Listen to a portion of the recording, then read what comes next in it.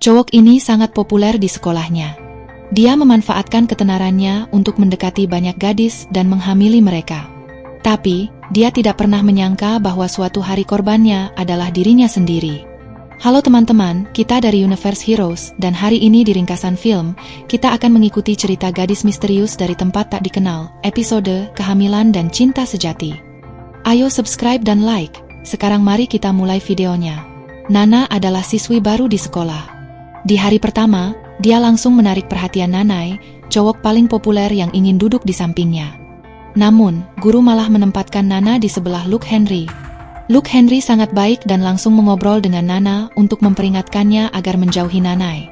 Meskipun tampan dan populer, Nanai dikenal suka menghamili banyak siswi. Anehnya, hal ini tidak pernah jadi masalah baginya karena dia adalah anak emas sekolah dan semua gadis memilih untuk tutup mulut. Mendengar itu, Nana hanya bilang dia akan baik-baik saja selama tidak hamil. Beberapa waktu kemudian saat istirahat, Nana menolak ajakan makan siang Luke Henry dan memilih makan bersama Nanai. Nana bahkan menyuapinya, yang membuat teman Nanai merasa terabaikan dan iri. Akhirnya, 3 orang yang merasa tersisih itu berkumpul dan membuat taruhan sebesar Rp500 dengan seluruh sekolah untuk melihat berapa lama waktu yang dibutuhkan sampai Nana dan Nanai melakukan hubungan intim. Siapa yang tebakannya paling mendekati akan memenangkan semua uangnya. Hari-hari berlalu, pasangan baru ini semakin dekat. Sore itu, Nana sedang di kamar mandi ketika dihampiri oleh Pat, seorang siswi yang sedang hamil. Pat memperingatkan Nana tentang taruhan yang sedang berlangsung agar Nana tidak menjadi korban berikutnya. Namun Nana justru bertanya balik berapa lama waktu yang dibutuhkan Pat sampai dia menyerah, dan Nana mengaku tidak menganggap gadis itu sebagai korban. Setelah itu, Nana dan Nanai memutuskan untuk berduaan di ruangan kosong. Saat mereka melakukannya, Nana bilang mereka belum lama kenal. Nanai menjawab bahwa cinta tidak ada hubungannya dengan waktu dan dia akan melakukan apapun untuknya. Mendengar pernyataan manis itu, Nana pun melanjutkan aksinya. Setelah kejadian itu, Nanai kembali ke kelas dan memberitahu Jeng bahwa dia butuh waktu tepat 3 hari, 3 jam, dan 33 menit untuk menaklukkan Nana, sebuah rekor baru. Saat kelas usai, Jeng dan yang lainnya berkumpul untuk menentukan pemenang taruhan. Di saat mereka sedang bersenang-senang, Nana muncul dan membuat mereka canggung. Namun, di luar dugaan, Nana tidak marah. Dia malah membantu menghitung suara. Mengejutkan bagi semua siswa, pemenang taruhannya adalah Nana sendiri. Dia menuliskan waktu yang sangat tepat, 3 hari, 3 jam, 33 menit. Semua orang terdiam. Sebelum mereka sempat bereaksi, Nana mengambil semua uang taruhan dan pergi sambil berkata bahwa yang tertipu bukanlah dia, melainkan mereka semua. Hari-hari berikutnya, Nanai mulai merasa tidak enak badan. Tubuhnya terasa berat dan dia tidak bertenaga untuk latihan bela diri. Dia menjadi sangat emosional. Suatu ketika, Nana muncul di kamar mandi dan mulai menggodanya dengan mengelus perut Nanai. Nanai marah dan mencoba menyerang Nana untuk meluapkan kekesalannya, tapi senjatanya tidak berfungsi. Nana terus mengejeknya dan bilang itu hal normal yang tidak perlu membuat malu. Nanai pun pergi dengan kesal. Nana tidak membiarkannya begitu saja. Dia mengejar Nanai dan mulai menangis di koridor, menanyakan apa yang terjadi. Hal ini menarik perhatian siswa lain. Tanpa sadar, Nanai malah memutuskan hubungan dan bilang mereka harus putus karena Nana menganggapnya seperti objek, padahal hubungan mereka hanya untuk bersenang-senang. Mendengar itu, Nana tertawa dan bilang Nanai tidak perlu merasa sakit hati, karena Nana hanya memperlakukannya sama seperti Nanai memperlakukan gadis-gadis lain. Nana juga bilang dia tidak pernah punya perasaan padanya, tapi mungkin Nanai akan mulai merasakan sesuatu mulai sekarang. Percakapan ini dilihat banyak orang, termasuk Pat yang sedang hamil. Pat kemudian makan siang bersama Nana. Mereka mengobrol tentang semua perbuatan Nanai. Pat bercerita bahwa dia pernah mencoba menggugurkan kandungannya tapi gagal, jadi dia memutuskan untuk membesarkan bayinya sebaik mungkin. Setelah itu, hal-hal aneh mulai menimpa Nanai. Perutnya membesar dengan cepat, dia mual setiap hari, bahkan organ intimnya mengecil. Merasa ada yang salah, dia pergi ke dokter. Saat USG, dokter bertanya apakah dia pernah melakukan operasi ganti kelamin. Ketika Nanai menjawab tidak, dokter menunjukkan di monitor bahwa ada janin di dalam perutnya. Entah bagaimana, Nanai hamil. Bayinya sudah berusia 16 minggu, berjenis kelamin perempuan, dan Nanai bahkan bisa merasakan gerakannya. Situasi ini menjadi masalah besar. Seluruh sekolah mulai bergosip tentang kondisi Nanai. Zheng mengira temannya terkena penyakit aneh. Karena kesal, Nanai membawa Zheng ke koridor dan mengaku bahwa dia tidak sakit, melainkan hamil. Masalahnya, Nana ada di dekat sana dan merekam semuanya. Nana menyebarkan video itu ke seluruh sekolah. Nanai pun diejek dan ditinggalkan oleh teman-temannya. Akhirnya Nanai merasakan akibat perbuatannya sendiri. Dia mulai berhalusinasi melihat gadis-gadis yang pernah dia hamili dan dia buang. Dia teringat betapa teganya dia menyuruh mereka aborsi tanpa peduli lagi. Karena depresi, dia hanya ingin diam di rumah, tapi di rumah pun dia tidak tenang. Ayahnya, yang sama egoisnya, hanya peduli pada reputasi. Ayahnya memberi uang dan menyuruhnya menyelesaikan masalah itu, atau jangan pernah kembali ke rumah. Tanpa dukungan, Nanai pindah ke rumah kecil dan hidup sendirian dalam kesedihan. Dia baru sadar bahwa inilah neraka yang pernah dia berikan pada gadis-gadis lain. Karena frustrasi, dia meminum banyak pil untuk menggugurkan kandungan, tapi gagal. Dia bahkan berniat menggunakan pisau, namun beruntung ada yang mengetuk pintu dan meninggalkan catatan, "Siapa orang terakhir yang bersamamu sebelum kamu hamil?" Nanai pun mengerti. Dia menyamar jadi perempuan untuk menemui Nana dan bertanya mengapa Nana melakukan ini padanya. Nana hanya menjawab bahwa mereka cuma bersenang-senang. Setelah Nana pergi, Nana yang putus asa bertemu dengan Pat di jalan. Dia menangis dan meminta maaf, mengakui betapa jahat perbuatannya dulu. Namun, Pat bilang dia sudah memaafkannya sejak lama karena mereka berdua punya andil dalam kesalahan itu. Pat mendoakan agar Nanai baik-baik saja dan bahagia. Beberapa waktu kemudian, Pat melahirkan bayi yang cantik. Sebaliknya, Nanai pergi ke dokter ilegal untuk menggugurkan kandungannya. Sesaat sebelum operasi, Nana muncul dan menertawakannya sebelum Nanai tertidur karena bius.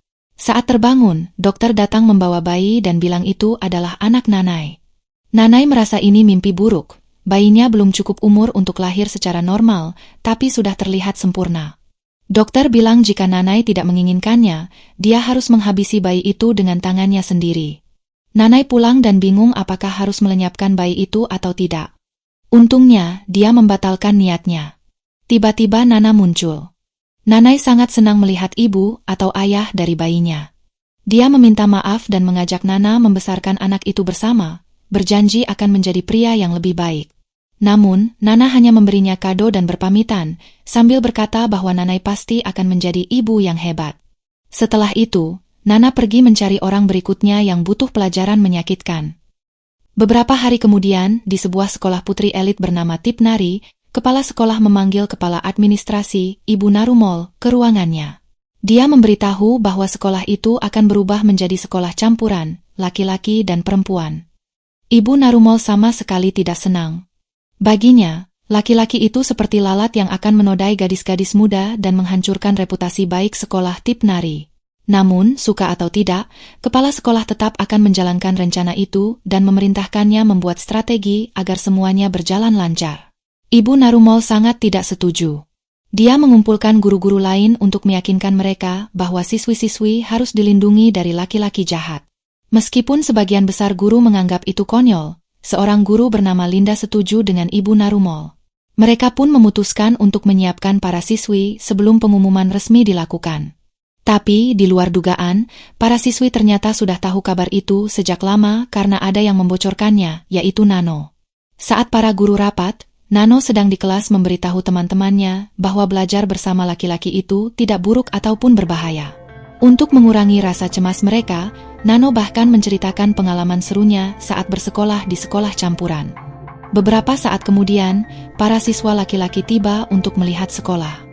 Untuk membuktikan bahwa mengobrol dengan mereka tidak masalah, Nano memulai percakapan dengan sekelompok laki-laki dan mengajak teman-temannya ikut berkenalan.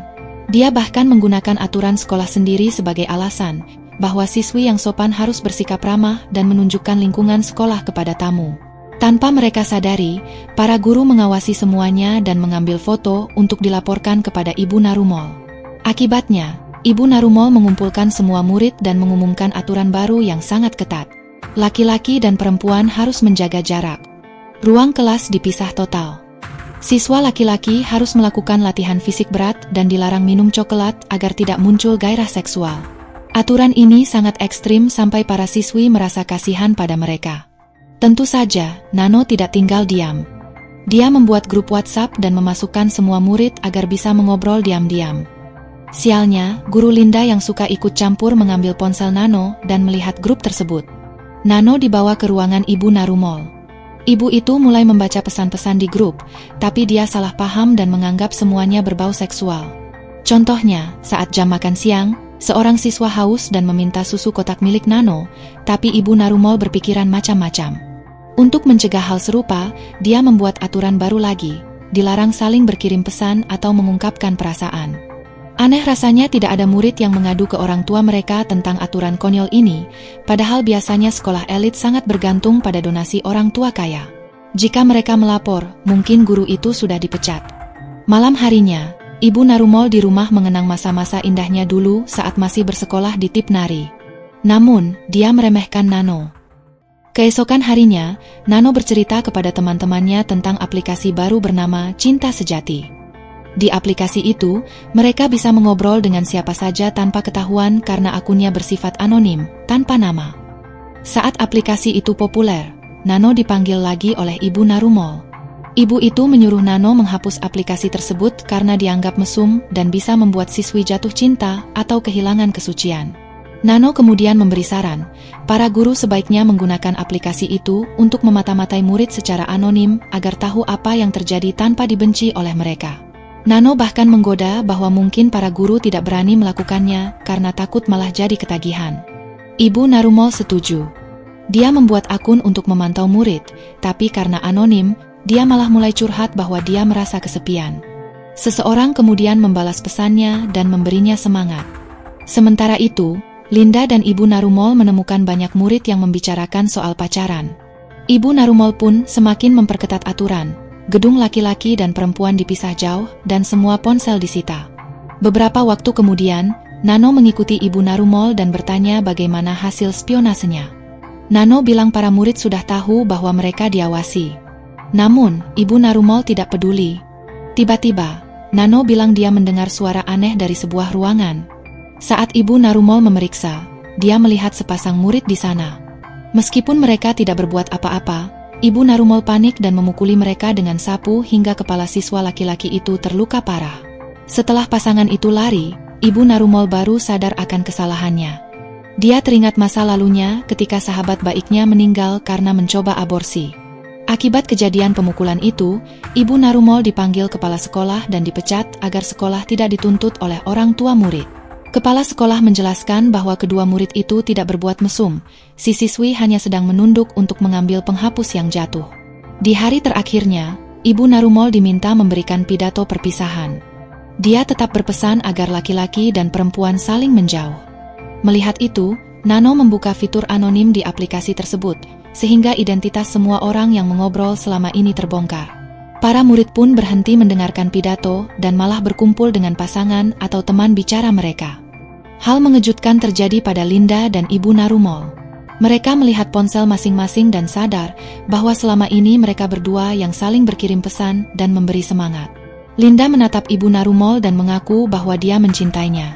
Awalnya Ibu Narumol menganggap itu hal yang salah, tapi akhirnya dia jujur pada perasaannya sendiri. Mereka pun berciuman di depan semua orang. Tugasnya selesai, Nano pun pergi dari sana. Saat berjalan keluar, dia melihat Yuri, seorang gadis yang mengenakan pita merah.